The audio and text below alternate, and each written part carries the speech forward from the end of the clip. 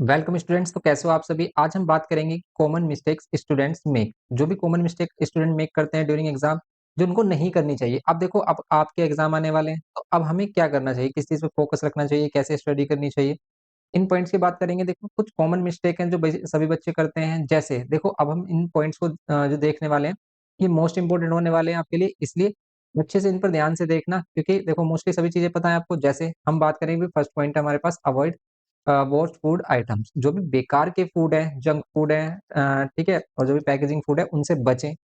क्यों, इनसे क्यों बचना चाहिए ड्यूरिंग एग्जाम? देखो, एक तो ये आपके हेल्थ पर वर्स्ट इफेक्ट डालते हैं, ठीक है, बैड इफेक्ट डालते हैं, और इनसे डाइजेशन में प्रॉब्लम आती है। तो देखो, अगर आपको स्टडी अच्छे से करनी है, तो आपको सबसे पहले फर्स्ट ऑफ ऑल आपकी हेल्थ, ये इंपॉर्टेंट है।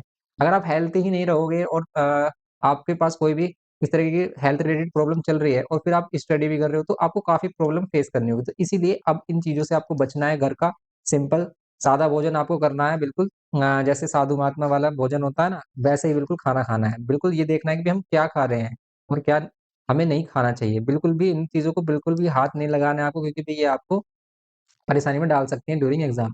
क्योंकि काफ़ी बार हमने देखा है कि कुछ बच्चे उल्टी-सीधी चीज़ें इनटेक कर लेते हैं, और फिर उन्हें बाद में प्रॉब्लम होती है, और वो एग्जाम में बहुत ही परेशानी का सामना करते हैं, बहुत ही ज़्यादा प्रॉब्लम फेस करते हैं, और उससे उनके मार्क्स पर भी इफ़ेक्ट पड़ता है। तो इसलिए इन चीज़ों से बचें ड्यूरिंग एग्जाम, बस आपको इस चीज़ पर फोकस रखना है। नेक्स्ट क्या करें? भई, प्रॉपर स्लीप लें। अब बच्चे बहुत ही ज़्यादा एंग्ज़ायटी में आ जाते हैं, बहुत ज़्यादा डिप्रेशन में आते हैं, डरे हुए हैं। उन वो प्रॉपर नींद नहीं लेते हैं, वो सोच रहे हैं कि ज़्यादा से ज़्यादा स्टडी करें, सिलेबस रह गया है, ये भी कर लें, ये वाली बुक कर लें, ये सभी मटेरियल हम कर लें। तो इन चीज़ों से काफ़ी डर जाते हैं बच्चे, और अच्छे से नींद नहीं ले पाते हैं, जिससे कि उन्हें प्रॉब्लम होती है। फिर वो जो प्रॉब्लम है, वो उनकी स्टडी में फिर डाइवर्स इफ़ेक्ट डालती है। तो इसीलिए प्रॉपर स्लीप लें। प्रॉपर स्लीप के लिए देखो, कभी भी अगर आप स्लीप ले रहे हैं, अच्छे से रिलैक्स होकर ही आपको स्लीप लेना है, और कंफर्टेबल क्लॉथ पहनने हैं ड्यूरिंग स्लीप, ओके? ऐसा नहीं है भी कंजस्टेड क्लॉथ पहनकर आप सो जाते हो तो अच्छे से प्रॉपर नहीं सो पाते हो। जैसे देखो, बुद्धा स्लीपिंग पोस्चर आपको यूज़ करना है। अगर हो सके तो देखो, जो भगवान बुद्ध थे, वो जिस जिस पोस्चर में लेटे थे, वो सबसे बेस्ट पोस्चर होता है, क्योंकि उसमें डाइजेशन में भी आपको क्या करती है, हेल्प मिलती है। तो हमेशा आपको देखो, ये वाला जो हैंड है इनका, ये लेफ्ट हैंड है, लेफ्ट हैंड की तरफ आप इस तरीके से पोजीशन में लेट सकते हो। आपको ये लग रहा होगा राइट हैंड है, लेकिन ये लेफ्ट हैंड के साइड से इस टाइप से लेटते थे। इससे क्या होता है, डाइजेशन में हेल्प होती है, क्योंकि हमारा जो स्टमक होता है वो कुछ इस टाइप से होता है, जिससे कि हमारे क्या होते हैं, डाइजेशन में हेल्प होती है। ये एक साइंटिफिक पोजीशन है। और एक और बात नोटिस करनी, कभी भी नॉर्थ डायरेक्शन में आपको हेड नहीं रखना है, नॉर्थ साउथ डायरेक्शन में आपको इस टाइप से नहीं लेटना है, समझ रहे हो आप? इस टाइप से कभी भी आपकी पोजीशन नहीं होनी चाहिए कि भी नॉर्थ में आपका सर हो। क्यों? क्योंकि ये इसका भी एक साइंटिफिक रीजन है कि अगर आप नॉर्थ की तरफ अपना हेड रखकर सोते हो, अपना सर रखकर सोते हो, तो आपकी जो मैग्नेटिक फील्ड है, आपने देखा कि मैग्नेट चैप्टर में क्या होता है, मैग्नेटिक फील्ड नॉर्थ से साउथ की तरफ चलती है। लेकिन ड्यूरिंग अगर आप क्या करते हो, इस तरीके से लेटते हो, तो क्या होती है, हमारी मैग्नेटिक फील्ड नॉर्थ से साउथ चलती है, तो ये जो ब्लड का फ्लो है हमारे सर की तरफ आता है।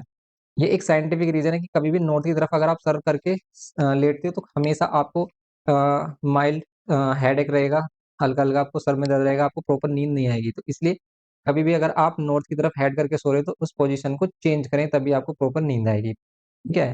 प्रॉपर नींद के लिए आप अच्छे से भी मेडिटेशन भी कर सकते हैं बिफोर स्लीप, ओके? और प्रॉपर स्लीप ले, प्रॉपर स्लीप का मीन्स है आपको मिनिमम 6 आवर की स्लीप तो लेनी है। 6 to 8 आवर आप लेते हो, कोई प्रॉब्लम नहीं है। अब काफ़ी बच्चे कहते हैं कि भी अब इतनी स्लीप लेंगे तो फिर हम स्टडी कब करेंगे? मिनिमम 6 आवर तो आपको करना ही है। इससे कम अगर आप करोगे तो आपको प्रॉब्लम होगी। प्रॉपर स्लीप नहीं लोगे तो आपका कंसंट्रेशन पढ़ाई की तरफ नहीं बन पाएगा, इसलिए प्रॉपर स्लीप लें। अब बात आती है कि स्टडी करते टाइम आपकी पोजीशन, करेक्ट पोजीशन होनी चाहिए। देखो, जैसे आप देख सकते हो कि हमेशा आपकी जो ये बैकबोन है, बिल्कुल 90 डिग्री पर हो। जैसे इस तरीके से बेंड हो जाती है, तो इस टाइप से अवॉइड करें, ठीक है? बेड वगैरह पर आप पढ़ सकते हैं, लेकिन ज़्यादा टाइम के लिए ना करें, अवॉइड करें, क्योंकि ज़्यादा टाइम के लिए बेड पर बैठकर नहीं पढ़ा जाता है। करेक्ट पोजीशन का यूज़ करें। अ, और हमेशा शांत रहें। देखो, अब ये टाइम आ गया है, एग्ज़ाम के टाइम पर आपको ज़्यादा बोलना नहीं है, ठीक है? लेस स्पीकर रहना है आपको।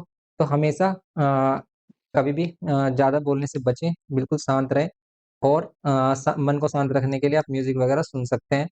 तो इस तरीके से मेडिटेशन करें अपने आप को शांत रखने के लिए। स्क्रीनिंग टाइमिंग, अब बच्चे बहुत ही ज़्यादा प्रॉब्लम में रिड्यूस आपको स्क्रीन टाइम रिड्यूस करना चाहिए। बच्चे क्या करते हैं, वे फ़ोन ले लेते हैं, रील वगैरह स्क्रॉल करने लग जाते हैं और काफ़ी टाइम यहाँ पर वेस्ट कर देते हैं। इस चीज़ से बचना है। इसके अदर आप क्या कर सकते हो, भई कोई भी म्यूज़िक वगैरह सुन सकते हो ड्यूरिंग ब्रेक, ठीक है? जैसे आप स्टडी के बीच में ब्रेक लेते हो, फिर स्क्रीनिंग करने लग जाते हो, फिर रोल करने लग जाते हैं हम स्क्रीन, तो उसमें प्रॉब्लम है। बस आप क्या करना है, अभी मन को शांत रखना है बिल्कुल जितना भी हो सके और स्टडी पर फ़ोकस रखना है। तो ये कुछ पॉइंट्स हैं, अब कुछ पॉइंट्स हैं कि भई स्टडी कैसे करें, क्या करना चाहिए हमें? तो स्टडी के लिए हमने आपको मतलब ट्रिक्स बताई कि भई क्या करना चाहिए। सबसे पहले अपनी टेक्स्ट बुक को ही फ़ॉलो करें। अपनी टेक्स्ट बुक को फ़ॉलो करें, टेक्स्ट बुक के इम्पोर्टेंट क्वेश्चन करें, कॉन्सेप्ट करें इसका। कॉन्सेप्ट क्लियर करने के आफ्टर ही आपको कुछ एक्स्ट्रा मटेरियल करना चाहिए। जैसे हमने आपके पीवाईक्यू क्वेश्चन कराए हैं, तो आप पीवाईक्यू क्वेश्चन्स करें। पीवाईक्यू क्वेश्चन सीरीज़ चल रही है हमारी, हम 9 पीएम पर लाइव आते हैं आपके लिए। तो कोई भी डाउट है तो आप 9 पीएम पर हमसे कनेक्ट हो सकते हैं। ओके एंड पीवाईक्यू के आफ्टर आप क्या कर सकते हो, इम्पोर्टेंट जो भी देखो आपको इम्पोर्टेंट सैंपल पेपर लग रहा है, आप उसको फ़ॉलो कर सकते हैं। तो आप सैंपल पेपर यूज़ कर सकते हैं। तो ये कुछ इम्पोर्टेंट चीज़ें हैं जिसको आप फ़ॉलो करना है आपको। सिंपली इनको फ़ॉलो करिए आप। तो आप बस इस चीज़ पे फ़ोकस रखिए, ये मत सोचिए कि भई इसके आगे कुछ आ गया, जैसे जो हमारे स्पीचमैन पेपर है, स्पीचमैन पेपर कर सकते हो आप। उनके जो भी हमारे अगर एक्स्ट्रा क्वेश्चन करने हैं आपको, तो क्या है हमारे पास कॉम्पिटेंसी बेस्ड क्वेश्चन बोर्ड ने डाले हैं, वो क्वेश्चंस कर सकते हैं। तो ये चीज़ें फ़ॉलो करें और अपने बिल्कुल स्टडी पे फ़ोकस रखें। बिल्कुल ज़्यादा ना सोचें, अभी बच्चे काफ़ी ज़्यादा सोचते हैं कि भई इसके अगर कुछ आ गया तो हम क्या करेंगे? तो उस चीज़ में प्रॉब्लम में फँस जाते हैं और जो उनके पास है उसको भी नहीं कर पाते हैं। आप इसको प्रॉपर करिए और सैंपल पेपर लगाकर देखिए, अगर आप सैंपल पेपर का क्वेश्चन कर पा रहे हैं, तो आप समझ जाइए कि भई आपको क्वेश्चन्स आने लगे हैं, या फिर कोई भी पीवाईक्यू क्वेश्चन पेपर निकालिए, इन क्वेश्चन को करने के बाद कोई भी एक पीवाईक्यू पेपर निकालिए किसी भी ईयर का और उसको करिए। आप उसमें से कितने क्वेश्चन कर पा रहे हो, तो आपको पता चल जाएगा कि भई आपकी जो प्रिपरेशन है वो कहाँ पर लाई करती है। तो सिंपली इन ट्रिक्स को फ़ॉलो करिए। मिलते हैं नेक्स्ट लेक्चर में। वीडियो इन्फॉर्मेटिव लगे तो प्लीज़ लाइक करिए, शेयर करिए अपने फ्रेंड्स के साथ और चैनल पे फर्स्ट टाइम हो तो प्लीज़ सब्सक्राइब करके हमें सपोर्ट करिए। Thanks for watching.